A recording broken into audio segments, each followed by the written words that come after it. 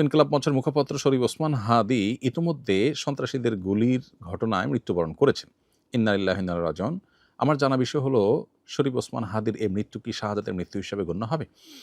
প্রিয় দর্শক, কোনো মানুষের মধ্যে যদি আল্লাহর সন্তুষ্টি লাভের আশায় মানুষের কল্যাণ সাধনা, ইনসাফ প্রতিষ্ঠা করা, মুসলিম মিল্লাতের চেতনা ধারণ করা এবং মানুষের অধিকার আদায় করার মানসিকতা থাকে এবং সেটার জন্য তিনি যদি লড়ে যান, সংগ্রাম করে যান, এমত অবস্থা যদি তার এই চেতনার কারণে তিনি আক্রমণের শিকার হন এবং মারা যান, সন্দেহাতীতভাবে তিনি শাহাদাতের মর্যাদা লাভ করবেন ইনশাআল্লাহ তাআলা।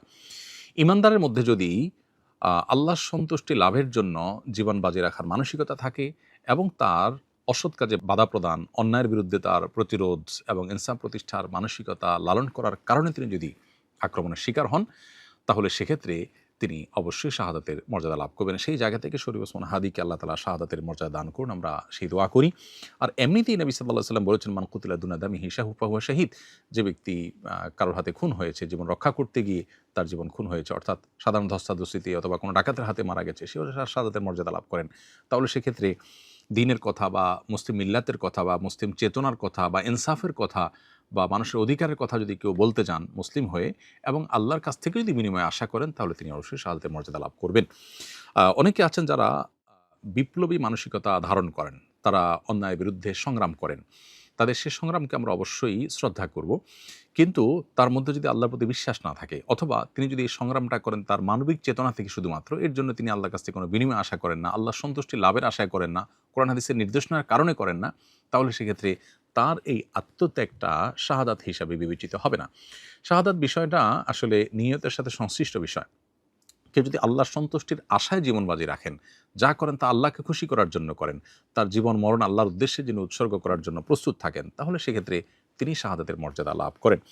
আমরা দোয়া করি শরীফ ওসমান হাদির সমস্ত ভুল ত্রুটি মাফ করে আল্লাহ তাআলা তাকে শাহাদাতের সর্বোচ্চ মাকাম দান করেন এবং তার সুখ সন্তপ্ত পরিবারকে সান্ত্বনা সইবার শক্তি নসিব করেন এবং সেই সাথে এখান থেকে অনুপ্রাণিত হয়ে আমাদেরকে আল্লাহর সন্তুষ্টির লাভের আশায় জীবন বাজি রাখার মানসিকতা আমাদেরকে ধারণ করার তৌফিক দান করুন। বস্তুবাদের এই পৃথিবীতে আমরা বেশিরভাগ মানুষ দুনিয়ার মোহে এতটা মোহাবিষ্ট হয়ে গেছি যে আমরা প্রত্যেকটা মানুষ শুধু বাঁচার জন্য সংগ্রাম করি এবং মরতেই যখন হবে তখন আল্লাহর রাহে আমি জীবন বাজি রেখে যেন মরতে পারি, আমি যেন অন্যায়ের বিরুদ্ধে কথা বলতে গিয়ে যেন আমার মৃত্যু হয়, আমার মৃত্যুটা যেন শাহাদাতের মৃত্যু হয়, আল্লাহর সন্তুষ্টি লাভের আশায় যেন আমি জীবন বাজি রাখতে পারি, সেই চিন্তা, সেই চেতনা আমাদের প্রত্যেকটা মানুষের মধ্যে থাকা দরকার, অ্যাজ এ ইমানদার আমাদের মধ্যে থাকা দরকার। আল্লাহ রাব্বুল আলামিন শরীফ ওসমান হাদির ভালো গুণগুলো দিয়ে আমাদের তরুণ সমাজকে ভরে দিন এবং সেই তরুণ সমাজকে অন্যায়ের বিরুদ্ধে ইনসাফ প্রতিষ্ঠার জন্য, ন্যায় নিষ্ঠ হওয়ার জন্য এবং মুসলিম মিল্লাতের কল্যাণ সাধন করবার জন্য এবং আল্লাহর সন্তুষ্টির উদ্দেশ্যে মানবতার কল্যাণ সাধন করবার জন্য সবাইকে